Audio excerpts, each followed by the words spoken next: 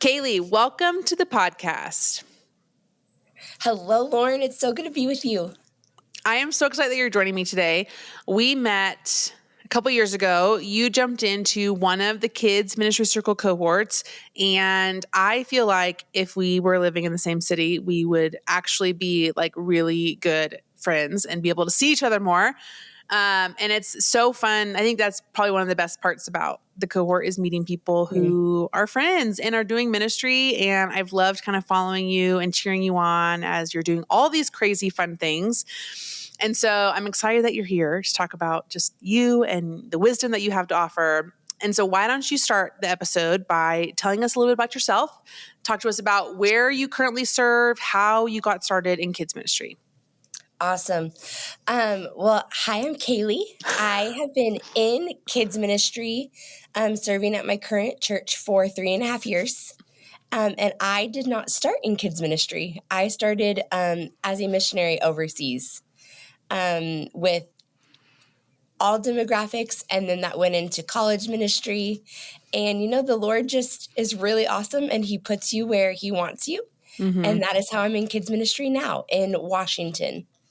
That's great. Okay, maybe I forgot that part of your story that you were a missionary first and then ended up in kids ministry, which is crazy. I'm sure you have some wild stories for that. But okay, so we are in the middle of the series called Who's in Your Circle? And we're talking about the relationships that influence and impact kids ministry leaders. Yeah. And I would love to know, as you think about your own life, like what relationships have impacted you as a kids ministry leader, as you've navigated kids ministry? What are some of those key relationships that you look back and you're like, wow, God put those people in my life that have greatly impacted how I lead? Yeah. Well, I think the Lord has really gifted my story in a place where it's very holistic. Like I'm in kids ministry right now, but to me, all of my ministry experience has really led me to how I live. So what that means is in every season of my life, the community that has been by my side, I'm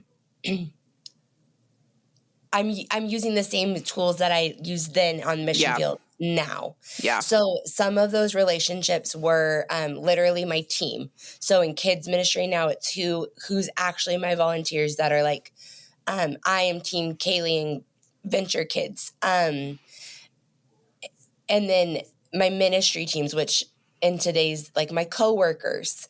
And then as it trickles down, parents who are not on my team. Like, so there's so many layers and diverse things to what community looks like. Yeah. But I bring everybody in. Yeah. Like they're all tied somehow. Yep. You've got a big circle that you love dearly, which is great. I think and this is the joy of celebrating the differences in people. It's like some people want one or two people as their core people. Yeah. And then some people are like, no, I want this person to speak into this. And I want this person to speak into this. And this person has experience over here. And I want them to speak into this. And so I think your circle, speaking of like your circle of influence and who has influence in your life, doesn't have to look the same as the leader down the street. And so I think there's some freedom in that. And obviously you have different experiences with different teams from different seasons. And there's still like, I mean, for a good example is like, there's still people in my life who I worked with 5 years ago who are still encouraging and equipping and speaking into how I'm leading today. And that's just a really sweet opportunity. And the reason why I wanted you to be on the podcast, and as I was thinking through this series specifically, is I would love for you to I want to talk about friendships. And some of the kids ministry leaders are asking the question, can I trust the people at my church to be my real friends? Oftentimes there's this like hierarchy of like, well, there's the staff here and there's the congregation down below. And can you really bridge the gap between the two? Can you actually establish really healthy and authentic friendships with the people who are in your church when you hold a staff position? And so as you think about that question in general, What comes to mind? What are you thinking? Like, talk to me about your experience. Is there people who can see you outside of Kaeli, the kids ministry pastor, or the leader of volunteers, to know you as just Kaeli? Yes, I think you totally can, Lauren. I think it does take an intentionality on both people's parties being Mm-hmm. able to do it, but also you have to be patient with it. Mm, It takes cultivating. Um, you spoke about seasons just a second ago. I can look back on the 3.5 years that I've been at Venture Church, and that circle of friends and people I've been intentional with has changed. mm-hmm. But there are still people that I met 3 years ago that I'm like, our level of friendship is so sweet. And it's because it's gone through the seasons of the testing of friendship. Yeah. So speaking into that a little bit, from my experience, I started working here during COVID. I was new. I was new to staff, and I had come from church hurt, like ministry hurt. Mm, So I was even a different person and yeah. kind of came in um, very timid, I would say. And so I think there is testing of relationship. Um, and I think even the verbiage that we use to put on friendship, depending on where you are in your season, you might have to be a little bit more careful with that. So Mm-hmm. example is at my old ministry, it was family. We're a family. Yeah. Well, that wasn't safe. That word wasn't safe for me Yeah. after I left. So for my coworkers, I was like, I need you. I don't know if I really spoke this out loud, but in my heart, I was like, I need you just to be my coworkers. Yeah. I need to build a really strong relationship with you as a coworker. Um, and then for my families, as I was building my team, because there was nobody at COVID. COVID, it was me and these kids. Yes. Um, so my like mission was to meet as many families as I could. And I think that can still relate now. So if you're new to ministry, just start meeting people. Mm-hmm. Um, and I think the first question was always about them. Tell me how you got here. Tell me about your family. What do you need from me as a pastor? Everybody received the invitation to come work with me as a volunteer. Everybody received the pastor version of Kaeli. Mm-hmm. Um, and then I heard no a lot. You're going to hear no a lot, Yeah. but that doesn't mean that's no to friendship and futuristic Ooh. um, relationship. Yeah. Because once again, you're in a season, but the other person is in a season. Mm-hmm. So one example is I have a family. Her name's Kate, just because we're going to go there too. She told like very real. She was like, Kaeli, kids ministry is not my thing. Yeah. And I said, great. Will you be a parent that's on like my team that just as a parent, can I bounce ideas off? Because I'm single right now. I am not a parent, which can be very also isolating as a kids pastor, Mm-hmm. where you're supposed to, sometimes we feel like we have to have all of the answers Yeah. for all of the seasons that our ministry's in. And that's just not real. Like Mm-hmm. Yeah. God will prepare you for what you're doing, but he doesn't prepare you for everything. Mm-hmm. So with Kate and her family, I just said, great, will you be a parent on my team? And they said yes to that. And what that did is it opened up relationship. And so every Sunday, they are one, even now, I will get a hug from every member in their family. I do small group with them now. Mm-hmm. They get the authentic Kaeli because over 3.5 years, we've built that. Yeah. Um, so it can start small and it can grow into what both of you want it to grow into. Mm-hmm. Yeah. I think that's so good that just because they said no to serving Mhm. doesn't mean that's a no to friendship. And I think oftentimes as a kids ministry there, you look, who is closest to me? Well, those are my volunteers. And there's going to be an episode that will talk specifically around the volunteer relationship. But I Yeah. think that's good to know of your friends don't have to be on your team. No. And I think sometimes that puts a kids ministry leader in an awkward position with people because their friends or the people that they're in community with, maybe it's like a small group or something, is waiting for the ask. Yeah. They're Yeah. waiting for the like, oh, Lauren's here, Kaylee's here. We're probably going to get asked to do something for kids. Yes. And so talk to me about like your friend. Think about your friends right now. Some of them probably serving kids. Some of them probably don't. But how do you balance that? Like, hey, can you fill in this hole on Sunday? And also, can we go grab brunch? Like, what does that balance look like? That is a great question. And I'm really thinking like, who are my examples? First of all, I think to get the pool of people that I think you're actually leaning into Mm-hmm. is you have to have a big pool of people. Yeah. Because yeah, the kids ministry that I serve with is actually pretty large. Our church is pretty large. And I have been able to compartmentalize my Sunday volunteers to like my event volunteers. Mm-hmm. And with that, there are some of my friends who I can ask to jump into one of those pools. Yeah. I have a boundary within my own heart that I won't ask. I'm not going to burn out my people. Yeah. Um, so I'm trying to think of an example. I think Carla is an example. She stepped in a season of motherhood where Mm-hmm. she had two really littles. Mm-hmm. Um, and I think she put up the boundary pretty early on that she wasn't going to serve on my team. But once again, I like saw her and was like, I want to be her friend. Yeah. And I think God just will provide your people. Mm-hmm. So if you're worried about your volunteer team, trust Jesus with your volunteer team. Yeah. But for friendship, you need that so much with just to be able to continue to doing ministry. Yeah.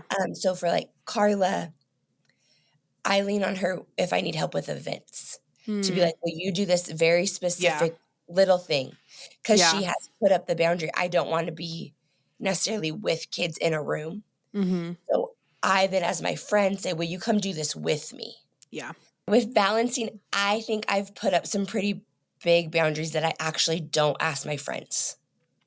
I don't think Interesting. I do. For my volunteers, I ask their preferences and if they're willing to be a sub for me. Mm. So when there's like a desperation need, I go to that list Yeah. of people way more. And I probably actually I need staff members in with me before I do. I think I would actually probably close rooms or combine rooms Yeah. before I go into that mode. Events, I think, are different. I think Mm-hmm. events and ministry like that is very specific ask, and it's a conversation. Yeah. It doesn't feel as desperate to me when I'm asking my people. So I think if a friend is involved, it's doing it with me. Yeah.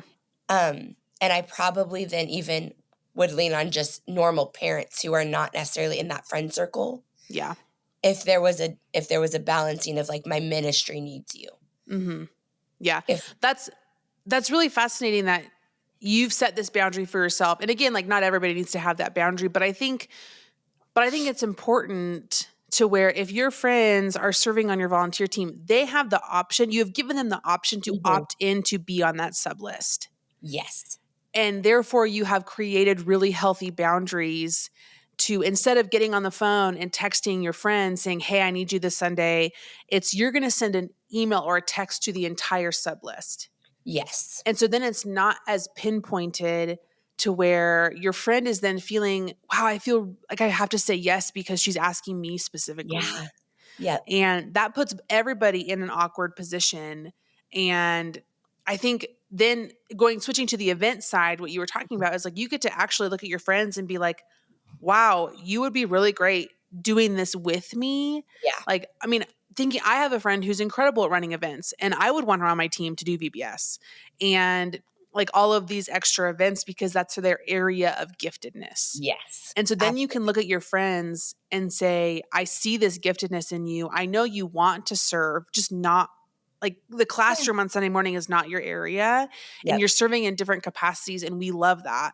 And so then you get to say, hey, friend, would you consider doing this with me or planning this with me or X, Y, Z? And I think that's an opportunity for you as a friend to say, I see this gifting in you. Would you be willing to? And then if they get the option to say yes or no, Yep. and it just, I like that boundary that you've set and clear expectations for your volunteers of Yes. like, when you sign up to be a volunteer, this is what you're signing up for. When you Yes. sign up to be on the sub list, this is what you're signing up for. When you sign up to be my friend, I'm not going to blur the line.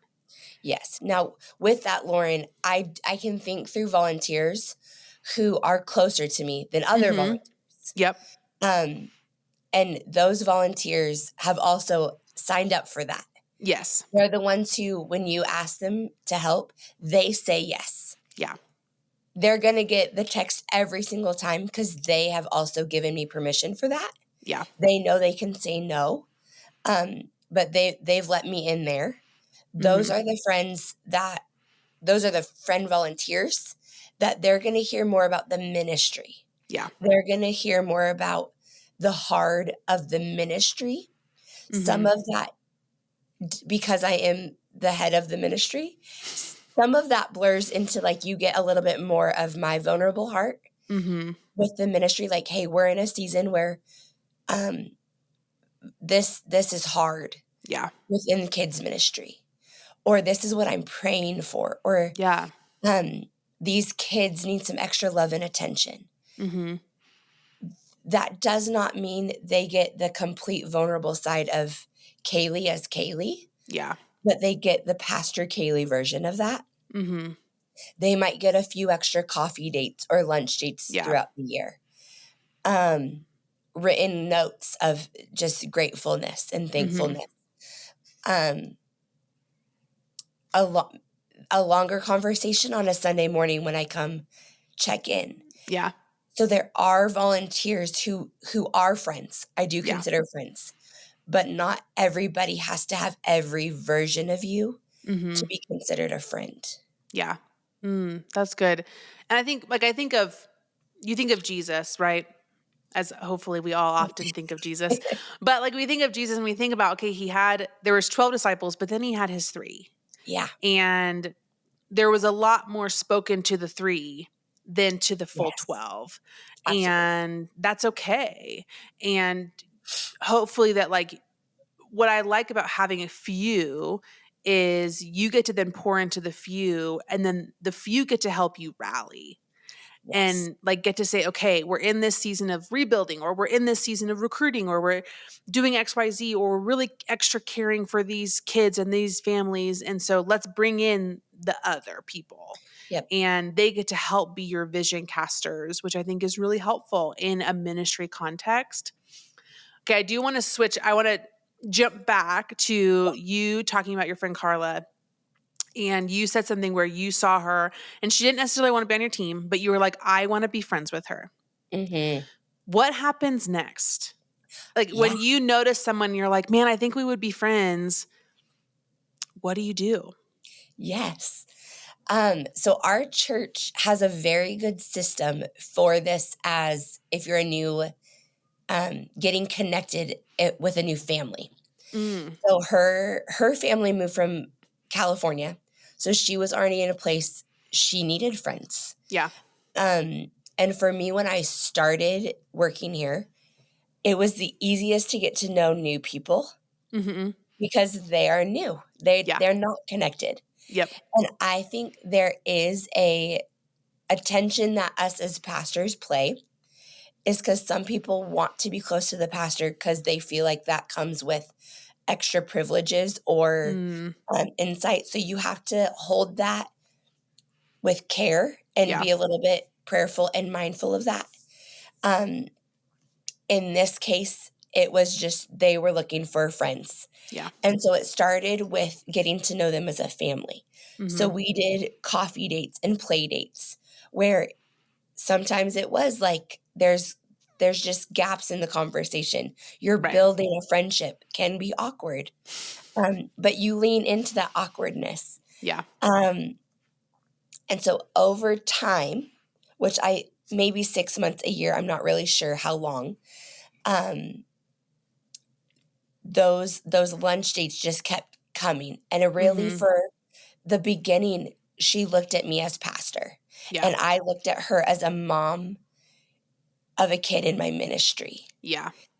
Um, but slowly, as you spend more time with somebody, you start getting either those you two moments of like, we're on the same page, Mm-hmm. or we enjoy this together. Um, and I think eventually that ends up being in somebody's home. Yeah. So she invited me over, and I think there's just something special about being invited into somebody's dinner table Mm-hmm. or on their couch, where it then just becomes we're actually living life together. Yeah. Um, and so now I vacation with them. Like they are a family who has become family. Yeah. Um, but it didn't start that way. Yeah. Yeah. That's good. That's good. It's a good reminder that like community is not necessarily built in a day or even a semester. Yep. And those relationships take time. And I would love to know how you gauge, because I love how you talked, like sometimes people want to be friends with you because Mm. they think that there's benefits to that, whether they want information or they want to feel like they have a leg into what's happening in the church. Yeah. And while that's true of church, it just anywhere you go, it's going to be true to some level. How do you gauge how vulnerable you are and what you say? Because obviously, like as leaders, what we say influences what people think about the church. Hmm. And there's some, like, as pastors and directors and leaders, there is some level of, you have to be aware of that. And Hmm. you are being called to live a certain way, and you have to walk with care. And Yeah. so, how do you gauge with people in your church? And we're going to get to friends outside of church because I know you have Okay. that other community. But for those people in your church, how do you gauge, okay, can I share this? Do I trust this piece of information? Do I trust this hard situation or something I need to talk through with somebody? With, like, how do you gauge the level of vulnerability? Because obviously being vulnerable in a friendship is what builds a friendship. Yeah. And so many times friendship can just remain surface level because you don't feel like you can go vulnerable with a person in your church. And so how do you gauge that piece? That is a great question that I don't know if I fully have the answer. Um, but I think it's trial and error. Yeah. Um, I think when I think of my sweetest friends that I have now, um, I think some of the making sure that the soil is good. So, Hmm. what are they saying back to me about the church? Yeah. How are they speaking about the church? That's so If good. if there is a lot of negative in their verbiage, they're not going to hear. They're not going to get that side of me Yeah. because in a level that's not a safe. That's not a Yep. safe net. You're just adding fuel to that fire. Yeah. Um, I think there's probably some testing that happens in my heart. I'm pretty much an open book. So I have to be careful. Um, so Yeah. there's a lot of trial and error. But probably like an easy thing is hearing what they say when I do share something hard Hmm. about the ministry that is like, oh, we don't have enough kids workers, Right. or this Sunday was hard. Um, their feedback into like the things that I'm struggling with is a pretty good litmus test. If Mm-hmm. they lean into it with me, I might trust them with more later. Yeah.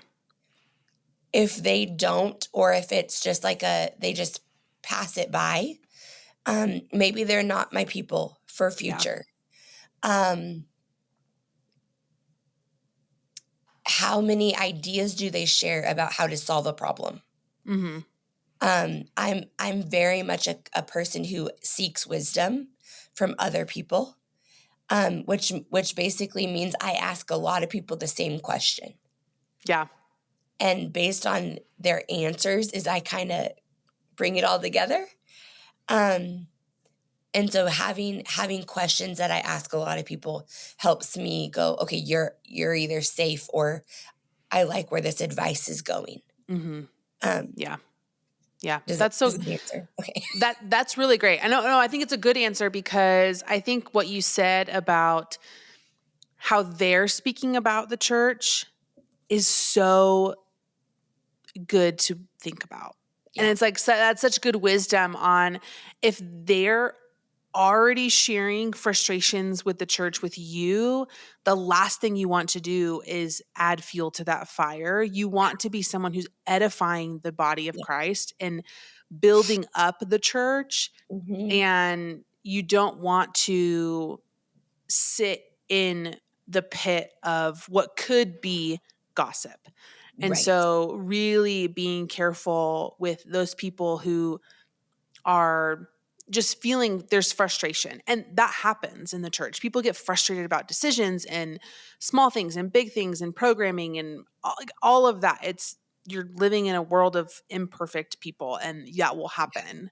But Yep. there are some people who will hear something and they'll say, okay, let me pray about that with you. Or let's look Hmm. at what the Bible says. Or let me remind you about the gospel. Or like all of those things that can help refocus your attention and sit with you and be like, yeah, that does sound hard. Like, Yep. and not automatically be, well, this staff member is causing, like, it's just, there's so much language to be considered when you're deciding whether or not to share a vulnerable situation or an experience. And I think that is so important to think about with your people and how you share things and how you hold things tightly and seeking Mm. wisdom. I mean, I'm like a huge fan of asking the same question over and over again to get different answers. And so I think your examples of how you kind of your litmus test is so helpful. I do want to talk about your friends outside of the church because Mm. this brings an added level to friendship in general. Yes. And so, like, I don't know if we've mentioned on the podcast so far, but I think you did mention this that you are single and you're Mhm. not married, you don't have kids, and Yeah. so you're in a different season where some of your friends do have kids and are married, and some of your friends are single, and Mhm. there's good and bad to both. And before we recorded, you talked about your friends outside of the church, and I would love to know what role they play in Mhm. your life as your friends. Yes. Um, and I'm going to say I feel like I have two sets of friends outside of the church. Like I just feel like you can never have too many people. You can't. So I am part of a denomination that we have a network Okay. outside. And Lauren, you even provide this of friends of kids pastors. Like, Mhm. so there is my friends outside of our church that do life with me as a kids pastor. Yeah. That they are the ones that probably get the good, bad, and ugly of kids ministry Mhm. because they understand kids ministry. Yeah. Um, there is like that U2 moment of like, you didn't have any volunteers show up, or everybody canceled, or Mhm. you ran out of goldfish. Like they get that. Yeah. Um, so those friends probably there's different levels and once again time and season, but they get more of the kids pastor frustrations. Mhm. If I am struggling with a coworker, I don't even know if they do, but or lead pastor moments of like, how do you work through this? Yeah. I think I lean probably still more on the kids pastor side. Like, how do you deal with a parent? is probably where those conversations really lean. Yeah. But how do you walk through this in friendship, that there's praying for each other's ministries? Mm-hmm. I have a whole nother set of friends who are not attached to our church, Mm-hmm. that are not attached to kids ministry probably at all. Yeah. They would never, I don't even know if they volunteer in their kids ministry at their church. Mm-hmm. They just know Kaeli is Kaeli. Yeah. Now those people probably hear the frustrations just like all of us. My work's hard. Yeah. This component of my work is hard. Or I'm also in school, so I'm juggling a full-time job, school, a Mm-hmm. new relationship, friendships, like all the things that so Mm-hmm. many of us are. So they hear all of it. Yeah. Probably they hear more about my family stuff, like Yeah. hardships. Those are people that have done life with me in all of this season. So Yeah. more long-term friendships. Um, yeah. I don't know if that answers your question, Lauren. No, it totally does. And I think, I don't know, as you've talked and as we've like dialogued about friendship, I think just the theme, and this is why I chose you, because I know parts of your story. And the theme is like not one person can be everything. No. No.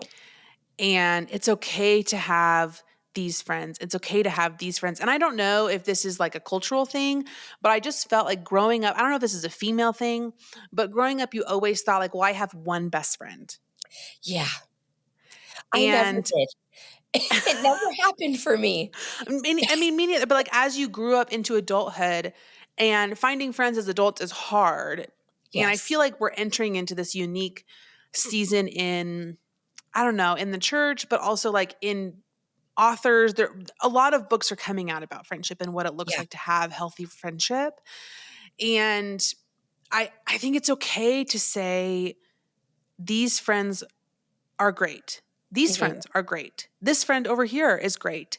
And it's not like you're hiding things from different people, but you see them in different seasons. And like, I don't know about you, but in the summertime, I spend so much more time with my friends because we're Yeah. outside and we get to do things more. Like in the school year, there's this different kind of grind of like we're taking our kids to school and we'll see each Yeah. other passing at church, and like there's different seasons that ebb and flow with friends, and I think that's okay, and I think your story is a great example of that. Lauren, I think what you just also mentioned it goes back to building friendships. I think Mhm. something that I've had to learn how to do is ask for friendship with people. Yeah. And I don't know if because of how we grew up culturally or whatever, it feels like it should happen naturally. Mhm. But honestly, I think even my friendship with Carla, um, is I wanted more. Yeah. Like, I saw her family and going like, I could see myself being family with your family. Mhm. And I said, "Would you invite me in?" You actually said that? I literally said it. Like, I think I probably have, like, DTRs with my friends. Like, I need more. Um, Yeah. because one, when you're in ministry, relationship is your job. Mhm. And I'm pretty extroverted, Yeah. but I have even felt and seen from my last ministry hat to this one, um, I so much need introverted time, Mhm. but that's not necessarily healthy for Kaeli as Kaeli. Yeah. Going to an event that is not a kids ministry event and stepping into like, okay, I'm an adult Mhm. going to this thing. I do not want to talk to people. Like, please don't. Yeah. I'm taking my pastor hat off and I just Yep. need to be a Kaeli. Yeah. And in those times, I need to know where my people are to Mhm. be able to say, if I just step by you Yeah. and don't talk to you, or we're good. Yeah. And like, those friends are the friends that probably I have asked to lean in more. Mm. Um, And just because your calendar can get so busy, you have to plan for friendship. Yeah. Like exactly how you just said, winter and spring, crazy school year stuff. You still need people asking you, can you come have coffee with me just so I can see you as Lauren? Mm-hmm. But I think the door swings both ways. The phone works both ways. Yeah. Are you checking on your people? Mm-hmm. Not having a pastor agenda, even though that's our heart, Yeah. but just to see how are you. Mm-hmm. Um, and I think when we start doing that is when we see the fruit of friendship start to come out. It Mm-hmm. gives them a little bit more confidence to ask. But I think the best thing that I think if I would say what has changed the most in the last 3 years, because I think there was a season where I could say I have families that are connected to me as pastor. I have coworkers that are just really great and I can talk to them around the office. It's when I started saying, can I come sit on your couch? Yeah. And when that started happening, is like, I have friends here. Yeah. And I can look you in the eye now and say, I love my job. I love working for this church. Mm-hmm. But if I didn't work here, I could still attend here. Yeah. And I think that feeling can ebb and flow for pastors. Mm-hmm. Um, Yeah. Almost but that like, if I wasn't on staff, would you still be my friend? right. Yeah. Yeah. That's so good. Yeah. Gosh, I hope like people listening feel more empowered to ask that question of like, can you lean in? Can I lean in? Can we lean in together? Can we build this friendship just past seeing each other on Sunday morning? Yep. And I think that's scary and vulnerable and hard. And like, it's almost like kind of like when you're entering into a mentor relationship, you're like, okay, I don't know if this will work or if this won't work. And you kind of feel it out. And I think it's okay to do with friends Yeah. and say like, hey, let's grab lunch a couple times and see if this is something that can be a great friendship. If not, gosh, that's okay. Like we can still be Yeah. friends, but there's like levels, and I'm sure there's knowledge out there of like levels of friendship and Absolutely. what that looks like. You always say like you have friends that you'll vacation with, and then you have friends Mhm. who you won't vacation with. Yeah. And there's a Yes. difference. And finding those friends that you would go on vacation with is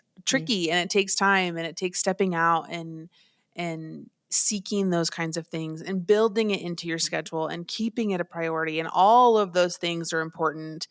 And I think your story is just one great example of how you've leaned in and asked for friendships and how you've cultivated great friendships. And in order to build great friendships, you have to be a great friend. And just like you said, it goes both ways. And I think it's just an important, and I mean, in ministry, you can't be in ministry for the long haul without No. people by your side. No, it's too hard. It's too hard. You don't get paid enough. No. And so it's important. So, anyways, Mhm.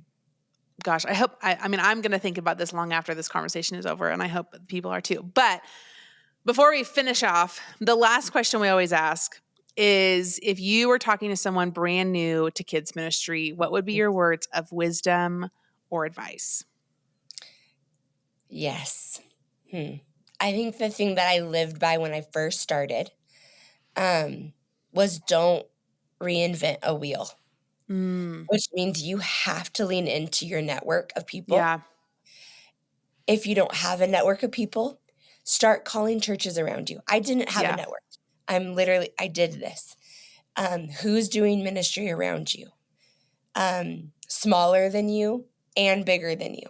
Hmm. Um, and I think the best thing in community is to ask people about themselves and about what they're doing. Yeah. And that just automatically builds relationship. Hmm. So I think that is what I did. And that's Yeah. the thing that has helped me stay is because it really created friendship, community, it a funnel of ideas to be like, I'm not doing this thing by myself. Yeah. Yeah. Yeah. That's so great. Well, Kaeli, thank you so much for being on the podcast. I'll link your socials in the show notes, so if people want to follow along with you, or you guys have a great social media presence, and so I'll link that to your church Instagram so that people can follow along with all the fun things that you're doing and continue to learn from how you're leading and loving your families. So, thank you so much for being on the podcast today. Thanks, Lauren, for having me.